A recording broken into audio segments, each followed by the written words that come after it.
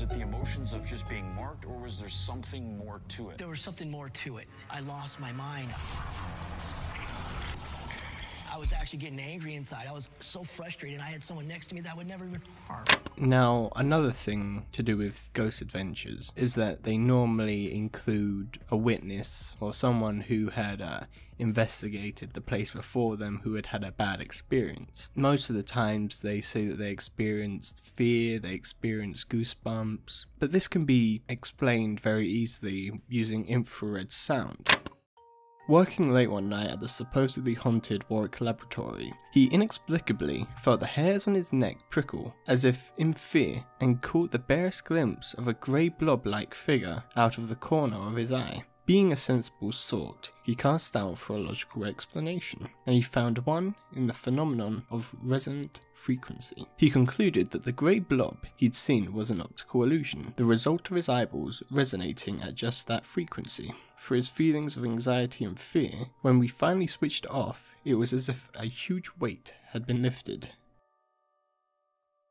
One study has suggested that infrared sound may cause feelings of awe or fear in humans. It has also been suggested that since it is not consciously perceived, it may make people feel vaguely odd or supernatural events are taking place. In my opinion, I feel that this is what is happening in most of these Ghost Adventures videos, where someone claims to feel a supernatural being or presence.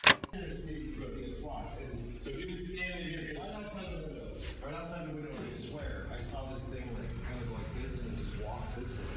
I wouldn't be surprised if that figure was a shadow. You can look earlier, Zach displayed his shadow on the building as well, so I wouldn't be surprised if that was also a shadow being projected onto the wall. Is there somebody here? And if you are here, can you come speak right here in this red light? Use our energy to speak? We immediately review the recording and discover an unknown voice. Whoa, what is that? Use our energy to speak. Listen. The main problem I have with EVP evidence is that it can be twisted in so many ways in which you can hear what you want to hear. Whoa, whoa, whoa! Oh my gosh, dude. Our cameras definitely picked that up, without a doubt. I heard it, but I wasn't sure. Oh my god. It completely sounded like a scream. Whoa, whoa! Whoa, whoa,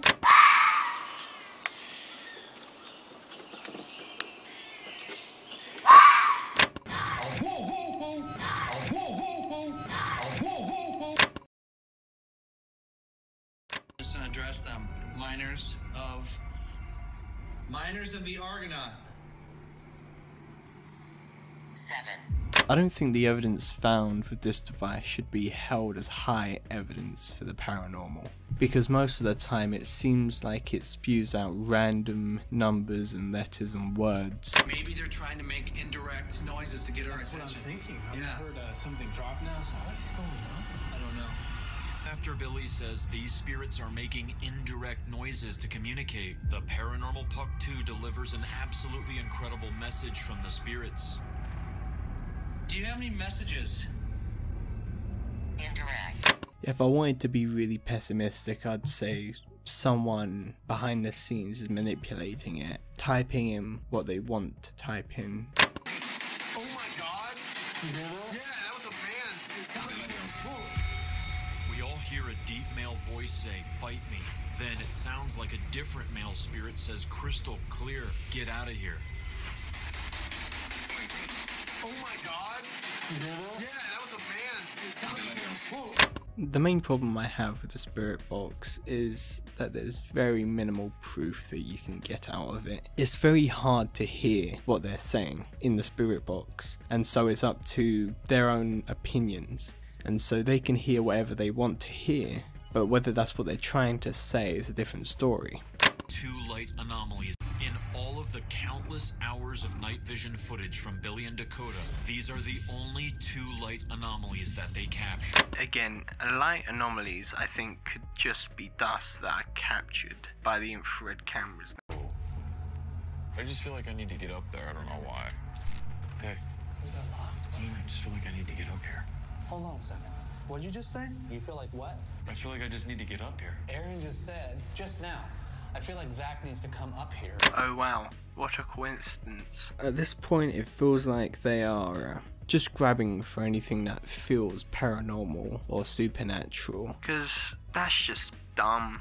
If I say something at the same time as my friend, it's a coincidence, not a ghost. If I have the same birthday as someone else, it's a coincidence, not a ghost. If I have the same name as someone else, it's a coincidence, not a ghost. They are making something out of nothing.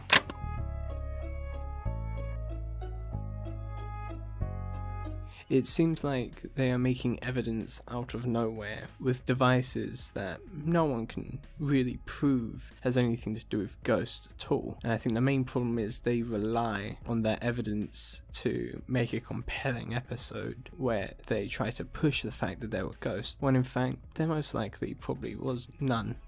I hope you all enjoyed, and thanks for watching.